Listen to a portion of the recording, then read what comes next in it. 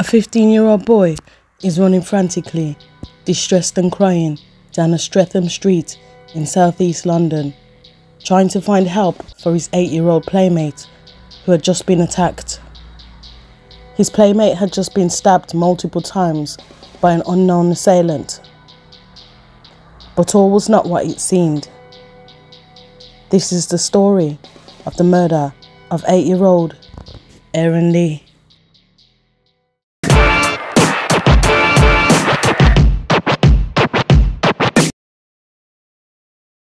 Aaron Lee, born on the 7th of March 1975, he lived on Abercairn Road in Streatham, South East London, with his 3 sisters and his mother Gina and stepfather Ian, who was a welder by trade. 8-year-old Aaron was described as a happy youngster who talked to everybody in his street, and everyone knew him well. It was said by neighbours that Aaron was never too shy to talk to strangers, and that he would go up to the older boys in the area to ask if he could join in their games. Aaron could often be seen in his neighbourhood, up and down on his bike.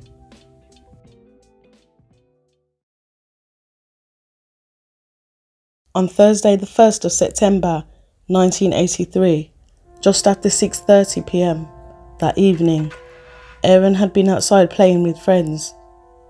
When one of those friends he'd been outside with, 15-year-old David Fox, was seen running and crying for help, saying that 8-year-old Aaron had been killed by a black man with a knife.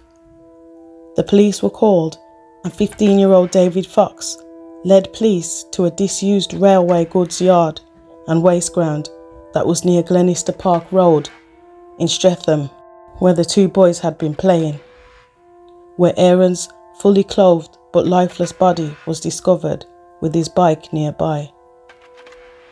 He had been stabbed in the chest and body 20 times in a frenzied attack, 5 of the knife wounds piercing his heart. 8-year-old Aaron's head had also been crushed with a concrete block. The waste ground where his body had been found, which was right next to a railway line, was often used as a favourite hangout spot for vagrants. Police started an investigation, appealing for the public help to find the killer, and 15-year-old David Fox was taken to Streatham Police Station, accompanied by his parents, to help police with their inquiries of trying to track down the black man with the knife who had murdered 8-year-old Aaron.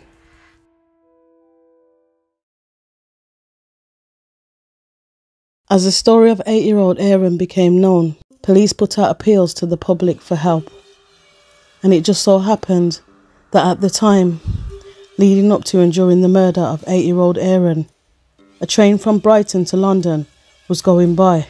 The train was the 1810 from Colston north to London Victoria, which happened to arrive at Streatham Common Station at around 1832.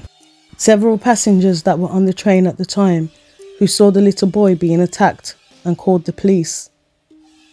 But there was one man in particular that was of interest to the police because he appeared to have seen the whole event.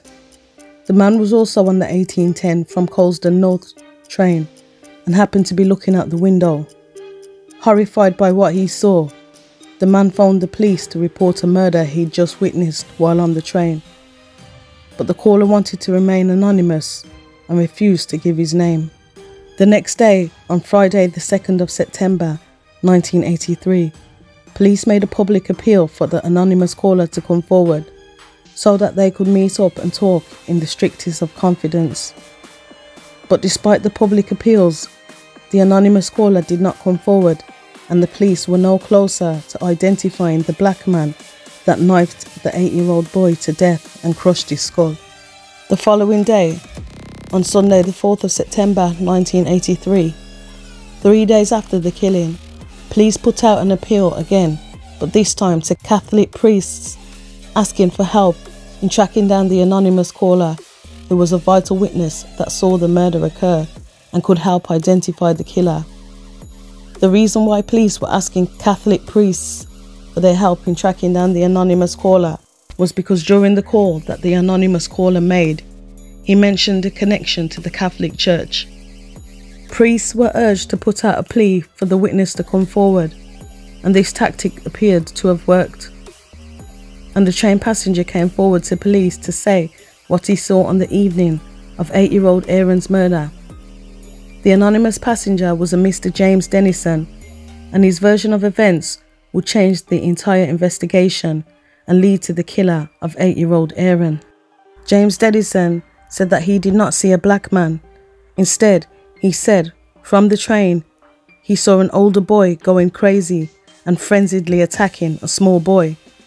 The description given was a match to 15-year-old David Fox, the boy Aaron had been playing with that evening, and also the one who had run for help, stating that a black man had killed his 8-year-old friend. The next day, 15-year-old David Fox was arrested and charged with the murder of his 8-year-old playmate Aaron Lee, and set to appear at Balham Juvenile Court that morning, where a trial date was set. 15-year-old David Fox was described as a loner who fantasized about violence. He was said to have had no friends and was socially isolated, as he found it difficult to relate to others.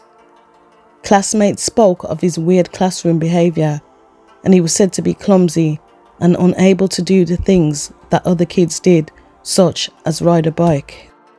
David Fox was said to have a substantial brain dysfunction and defective reasoning, and had violent and uncontrollable urges. He was said to be into witchcraft and books about dark magic, Frankenstein and Dracula. David loved horror books also, and often went to the library to feed his hobby. David lived on Sherwood Avenue, just a street away from where 8-year-old Aaron lived. During his trial, David Fox denied murdering his playmate and insisted that it was a black man with a knife who had done it. But witnesses from the train testified to seeing David, and not a black man, attacking Aaron in a vicious and frenzied attack as their train was passing by. A psychiatrist who spoke during the trial described David as potentially dangerous with a low flash point. It took the jury just 2 hours to find 15-year-old David Fox guilty of the murder of 8-year-old Aaron Lee, during which the 15-year-old killer showed no emotion. The judge described it as a motiveless and mindless attack and detained David Fox at Her Majesty's pleasure.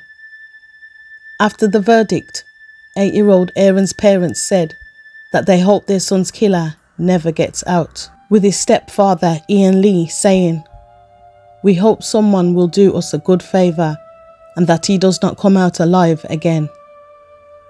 Whilst the killer David Fox's parents avoided reporters as they went to the court cells to see their convicted son. Due to David Fox's age at the time of the crime, and with him still being a minor, this meant that David Fox could be released on parole in his 20s or 30s. If this has been the case, then he has been free at the very earliest since the 1990s.